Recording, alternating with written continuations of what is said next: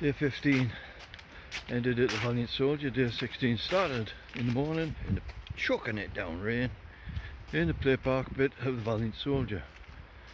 Luckily there was a covered area, so I took all my stuff along to the covered area to try and get it dried out a bit. While I'm doing that, Sarah the landlady came out and shouted, "Do I want a cup of coffee?"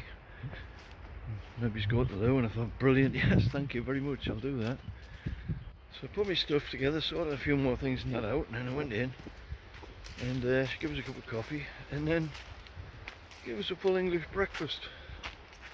Fantastic, fantastic people at the Valiant Soldier. I had a lovely breakfast, so I put us ready, went back out. It stopped raining a bit, got everything put together. It was a bit wet still, but off we went, heading for Monk Silver. Was the next stopping point for me. Well, not for the night, but next stopping point I wanted to be at.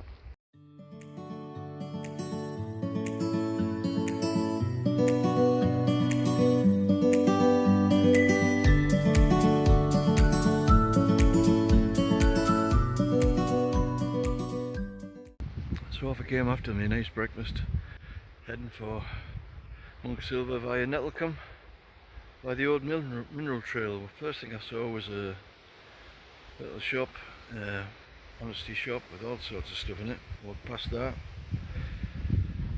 heading towards Nettlecombe, followed the path pretty good, all working pretty well, and all of a sudden the path vanished. In the woods, good grief, where do I go?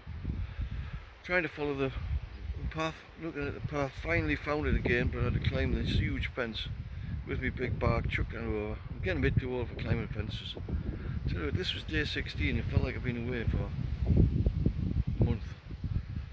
And I knew I had a long way to go still, so, you know, you're talking a long, long walk to go still. I'm still in Somerset, I think. Wasn't even, yeah, I think it was in Somerset then, yeah. And I'm thinking, you know, never mind, keep going. It's in your head, you see, you've just got to keep going. You don't need to worry about it. You just think, well, it's a big hill, another hill, climb it, find out what's at the top. What's at the top, we don't know. When we get there, we'll go from there.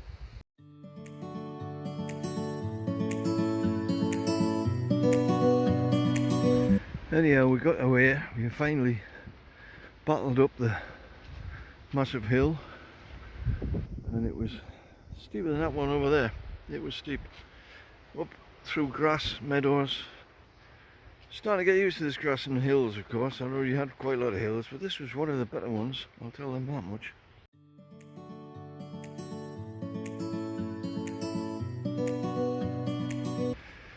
Of course there was many more still to come. Lots of long walks to come. But you don't think about that, you just think, right, get to the top of here, get down there, get to Nettlecombe, come through Nettlecombe. Can't remember much about Nettlecombe, but I got through it. And then it was to Quicksilver, nice little town. Supposed to be a pub and the toilets there. First break place of the day, really. Toilets closed, couldn't even find them, to be honest. No sign of a pub. I thought, great, I need the toilet. I've just had a huge breakfast. It was a bit rough that, but it's true. There were some builders working. They had a portaloo. I went into building site. After all, I've worked on building sites many times, delivered to building sites. I know what builders are like, they're okay usually. This guy wasn't happy, but he said, yeah, just use it. So I used the portaloo. So that was me wonderful trip to Quicksilver. I did see the post box full of books that I've been told was there. So off we had to start off again, this time to Bricknoller, which was meant crossing the West Somerset Steam Railway at some point.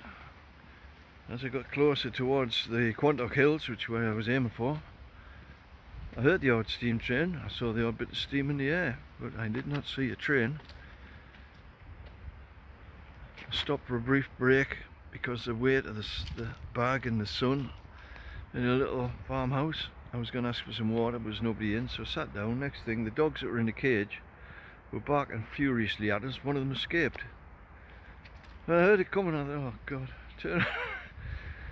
It came at us. I just went, get back, stop, and anyway, it did. Luckily it stopped, but the others were starting to get loose, so I had time to go from there. Eventually got the railway, eventually crossed the main dual carriageway, I can't remember which road it was, but into the village of Bricknell. I climbed up a huge hill, got to the top, where the village shop should be. Oh no, village shop shut. I was relying on the village shop to get some supplies because I was going to stay the night on the Quantock Hills, and there ain't not much on the Quantock Hills. So I checked the maps and things again, found a Bricknell Inn, wandered down to the Bricknell Inn, met another dog, nice big dog, but this one was friendly, can't remember his name, he was George. Guy outside having a fag. I went in, got a pint, asked if there was any chance of any food, did they sell anything, just a few crisps, but the lad turned out to be a chef, and he spoke to the last man who owned the place, and he managed to make us a nice little Indian with some onion, some naan breads and things, perfect tea. Got all that together, cut some cans of pop together. After another pint, another bit of natter. Outside, up a huge hill, which took us up onto the Quantocks. When you get to the top of the Quantocks, there are paths everywhere. Everywhere you look, there's a path. You try to use your phone to check it, which I've been charging at the Bricknell Inn, luckily. And obviously I'm heading towards Bridgewater. That's the aim. I'm on top of the hill, I can start hearing the trains again. The steam trains. I thought, hang on a minute, they're supposed to be behind us. They're to my right. Then in the distance, I could see Taunton. It's definitely not good. But eventually, after a couple of back turns and everything, I managed to find my way onto the good path, McMillway West, etc. again. I managed eventually to get camp for the night, which by then I think I'd done at least 20 something miles in the heat with a couple of beers. I was ready for a break. Took the tent up, hit the deck.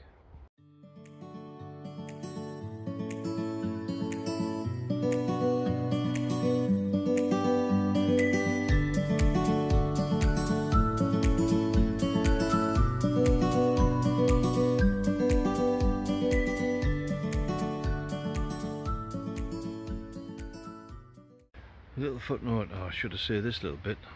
At Bricknell, looking for the shop, met a little guy who turned out to be an American. Second one I met that day. I met somewhere else. I met two that day. He was the second one. And I says, why is the shop shut? It's not supposed to be shut yet. He says, ran by volunteers, it's very little villages and all that. I'm thinking, yeah, right, okay mate. Why don't you run it? And he just seemed to have quite a laugh. I said, I'm going to go over the Quantocks, I need food. Oh well, you'll have to go somewhere else. I said, how am I supposed to do that? Unsympathetic anyway, I headed for the pub. As I say, the pub saved me when I got to the pub. Yeah, the pub sure saved me. Couldn't help that whinge about that American. He was, turned out, found a bit more about him, but it's another day. Them's the hills, we're just going up. I used a track to go up the Quantocks, which was sort of backwards and forwards a bit. Just took the edge of the hill. It was a few miles. Here's the top of the Quantocks. And the top of the Quantocks, as I say, there was tracks everywhere. You can see one there, and you turn around to see another one in a minute, pointing the other way. It was just everywhere. It was just track after track. Trying to follow the right direction, it was very difficult. Taunton was across to the east, Bridgewater was to the north.